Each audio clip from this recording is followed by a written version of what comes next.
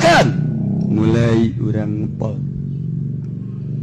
lelembutan ku urang dihijikeun sesuai jeung aturan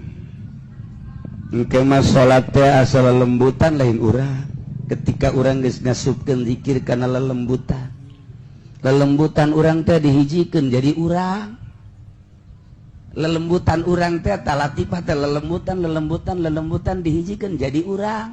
geus engke bisa ngajedog di hareup nyaho sia ngajedog tuh bisa ngajedog di hareup urang bisa ngobrol jeung urang bisa ngobrol jeung urang sia teh si mana terus di itu Cikupa teh saha terus ya terus di Masarwiti je aya ajak atuh ai